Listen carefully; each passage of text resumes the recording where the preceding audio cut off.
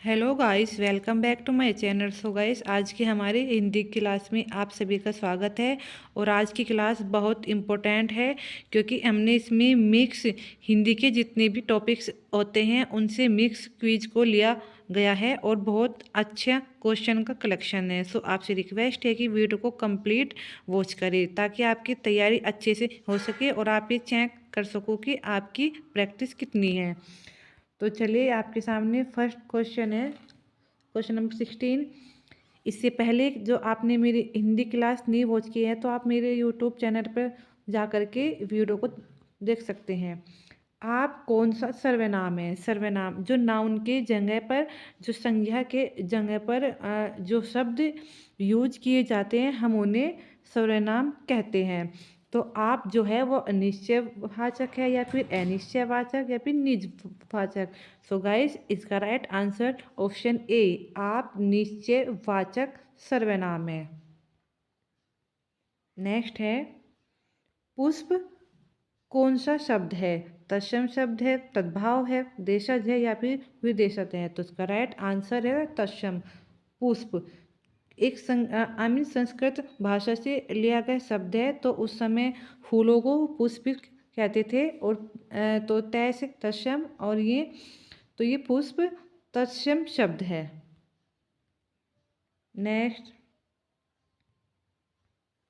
ख्याल कौन सा शब्द है? ख्याल तो ये देशज है, विदेशज है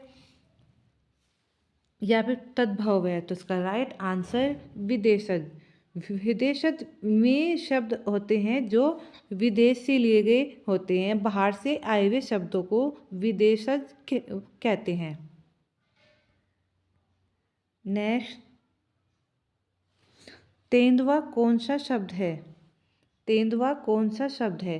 तो इसका राइट आंसर ऑप्शन ए, देशज। तो जो तेंदुआ शब्द है ये हमारे देश का हमें देशज शब्द है, ना कि विदेशज और न तत्सम। नेक्स्ट, गोल विशेषण है। गोल विशेषण है कैसा? सार्वनामिक या फिर परिणामवाचक या फिर गुणवाचक या फिर इनमें से कोई नहीं? तो गाइस, तो इसका राइट आंसर हो गया गुणवाचक, ऑप्शन सी। क्योंकि ये किसी चीज़ की ये साइज को बता रहा है कि वो गोल है, मोटा है, लंबा है, पतला है, तो ये उसके अंदर का गुण है। तो गुण को क्या कहेंगे? गुणवाचक। तो ये गोल गुणवाचक विशेषण है। नेक्स्ट, कोई कोई विशेषण है। कोई क्या है? विशेषण। तो ये परिणामवाचक है या फिर सर्वनाम या फिर गुणवाचक? तो गुणवाचक तो वो बात है मैंने कि कोई छोटा बड़ा मोटा पतला, तो वो हो गया गुणवाचक। ठीक है गाइस। परिणाम कि हाँ इसके ये इतने परिणाम हुआ, इसके मतलब अंकों से प्रदर्शित कर सकते हैं। और सर्वनाम का मीनिंग होता है कि कोई, जैसे कोई, वे, आप। तो ये क्या हुआ? तो ये कोई भी विशेषण है सार्वनामिक। तो इसका राइट आंसर ऑप्शन बी, सार्वनामिक। नेक्स्ट है, तुम जा रहे हो। तुम जा रहे हो में कौन सा काल है?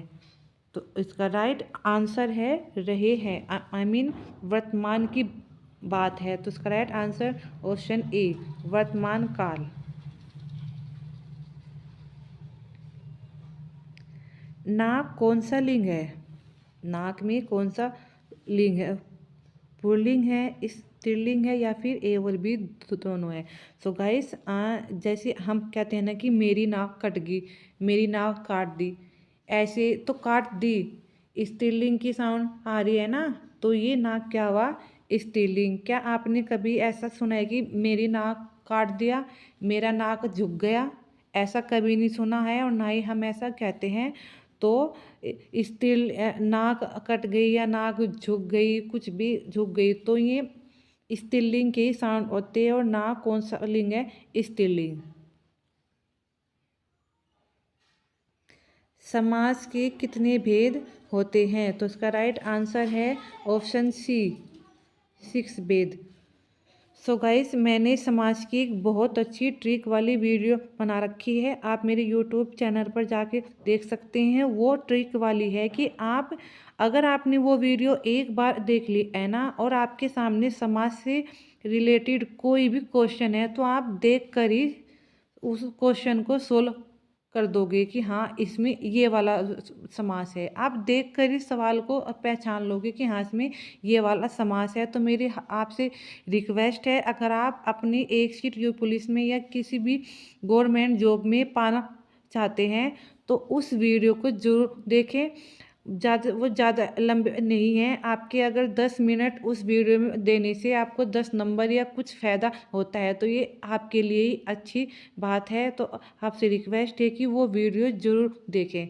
उसमें समाज के भेद भी हैं, कितने भेद है, और बिल्कुल ट्रिक है कि एक बार शुरू में मैंने ट्रिक भी है और साथ में उसके प्रैक्टिस क्वेश्चन भी है। एक बार आपकी वो ट्रिक बिल्कुल ईजी ट्रिक है, देख कर ही आप क्वेश्चन देख कर ही आप पहचान लोगे कि इसमें कौन सा समास है। आपसे रिक्वेस्ट है कि प्लीज़, अगर आप एक सीट पाना चाहते हैं और आप अपना समास का टॉपिक क्लियर करना चाहते हैं, तो उस वीडियो को जरूर देखें। जैसे नवयुवक, लोग इसी से रिगार्डिंग क्वेश्चन भी कहा गया, नवयुवक कौन सा समास है?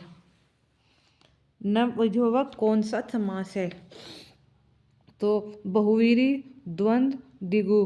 द्विगु का मतलब संख्या से होता है, किसमें संख्या का बोध होगा। द्वंद्व में योजक चिन्ह होगा। बहुवीरी किसी तीसरे पद की प्रधानता को बताता है कि हाँ, इसमें कोई तीसरा पद है। तो इसमें नव युवक, नव है जो युवक, नव के समान युवक, तो इसमें तुलना की जा रही है। तो जहाँ पर भी तुलना का बोध होता है, वहाँ पर क्रमधारय समास होता है। तो इसका राइट आंसर ऑप्शन ए। प्रतिदिन कौन सा समास है? लो, इसमें तो फिर से समास के क्वेश्चन आ गए हैं। प्रतिदिन में तो गाइस, आपको मैंने बताया था कि जितने भी उपसर्ग से बनने वाले शब्द होते हैं, उसमें अवयवी भाव समान होता है। तो इसका राइट आंसर ये प्रति से शुरू हो रहा है ना। प्रति क्या है? उपसर्ग है। तो उपसर्ग से बनने वाले शब्द अवयवी भाव समास। गाइस, आप हमारी वो समास की वीडियो जरूर देखें, आपके 4-5 नंबर कवर हो जाएंगे। मेरिट में 1-2 नंबर से रह जाता है इंसान। देशभक्ति कौन सा समास है? तो गाइस, द्वंद्व समास में क्या था हमारा? योजक चिन्ह। द्विगु में संख्या का बोध, 1 2 3 4 चौराया तिराया। क्रमधारय में तुलना होती है। और तत्पुरुष समास, इसमें कौन सा है? देश के लिए भक्ति। तो गाइस, जितने भी विभक्ति है, जैसे कर्ता ने, कर्म को, के से, के लिए, द्वारा, तो जितनी भी ये होती हैं, ये सारी तत्पुरुष समास में ही लगती हैं। तो देश के लिए भक्ति कौन सा हुआ? तत्पुरुष समास। नीलकंठ, नीलकंठ में कौन सा समास है? नीला है जिसका कंठ, आई मीन किसी तीसरे, मतलब नीलकंठ, नील और कंठ, ये तो 2 पद, लेकिन किसी तीसरे पद की ओर इशारा है कि नीला है जिसका कंठ। कौन है? महादेव, शिव जी। तो इसका राइट आंसर बहुवीरी। तो जहाँ पर किसी तीसरे पद की ओर इशारा होता है, वहाँ पर बहुवीरी समास होता है। नेक्स्ट है पाप पुण्य कौन सा समास है? तो जहाँ पर भी डैश योजक चिन्ह होगा, वहाँ पर द्वंद्व समास होता है। द्वंद्व समास, तो राइट आंसर द्वंद्व समास। द्विगु में संख्या और उपसर्ग वाला अवयवी। दोपहर कौन सा समास है? दोपहर तत्पुरुष में विभक्तियों का योग से बनी हुई है, इसमें समावेश होता है। और क्रमधारय में तुलना, बहुवीरी में तीसरा पद प्रधान, और द्विगु समास में क्या होगा? संख्या का बोध। जैसे दोहराया, चिराया, तिरोया, पंचमुखी, पंचतंत्र, तो ये सब क्या है? ये संख्या का बोध है। तो जहाँ पर संख्या का बोध होता है, वो समास होता है द्विगु समास। और इसमें कहा है दोपहर यानी दो संख्या का बोध। तो दो जहाँ पर भी संख्या का बोध होता है वो कौन सा समास होता है? द्विगु समास। तो इसका right answer option D. So guys ये आज के हमारे कुछ मिक्स हिंदी के क्वेश्चंस थे, क्विज थी। तो आपको आज की हमारी ये क्लास कैसी लगी कमेंट करके जरूर बताएं। और आपसे रिक्वेस्ट है, मैं बार बार रिक्वेस्ट कर रही हूँ, आप हमारे यूट्यूब चैनल पर जाओ और समास की वीडियो को कंप्लीट वॉच करें, क्योंकि उसमें समास हर परीक्षा में आए हुए क्वेश्चन होते हैं, आता है ये सभी में। हर परीक्षा में समाज से 1, 2, 4 क्वेश्चन आते हैं और उससे आपका समाज टॉपिक ही क्लियर हो जाएगा। तो प्लीज़ समाज की वीडियो को जरूर देख लें।